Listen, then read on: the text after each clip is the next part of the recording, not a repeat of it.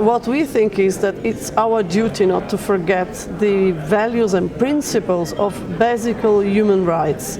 This is what I think we cannot forget, and this is why we think the elections coming from the anti-apartheid struggle are important for today. Why? Because this xenophobia attacks and racist attitudes are unfortunately developed all over the world, in South Africa as in Italy. And the common element is that these attitudes are expressed against the migrants.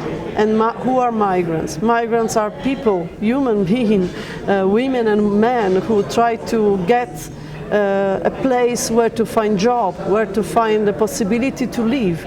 Just to live, you see, the life, a simple normal life and simple normal job. And this is what we think we cannot forget, that this is the basic human and simple rights, and we have to struggle against these discriminations, as if we don't do that, we become animals. We are not anymore human beings, and this is what we think about progress. What is it, progress? Progress means that we are able to go forward, not to go back. So not to go back to apartheid and not to go back to racist attitudes. I'm very grateful to the Benny Nato Center because it treasures experiences it has acquired supporting the struggle against apartheid in order to struggle against racism, generally speaking. Because unfortunately the end of the struggle against apartheid did not mean the end of the struggle against racism.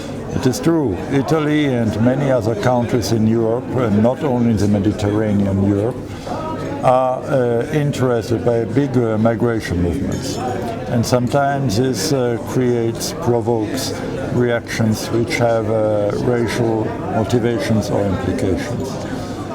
That's a very unfortunate thing, and we have to fight against it. That's why Benny Nato did not stop its activities with the end of apartheid, but decided to continue and to use the tools it was able to forge during the struggle against apartheid, against this new level of racism, which is often oriented against immigrated people.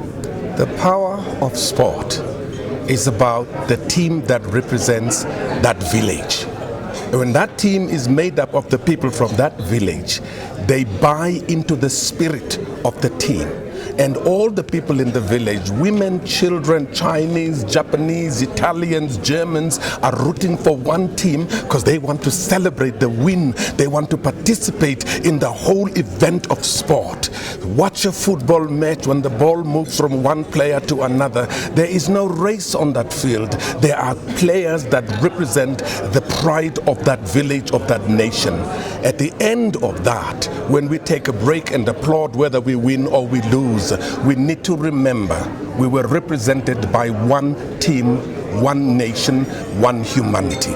In that way, we learn to have heroes that are black, heroes that are white, heroes that are German, heroes that are Italians. They are our heroes. We celebrate them. When we celebrated Thabo Mbeki's inauguration, our former president, it was Mancini who was the orchestra conductor and I was the artistic director. We worked together to celebrate South Africa.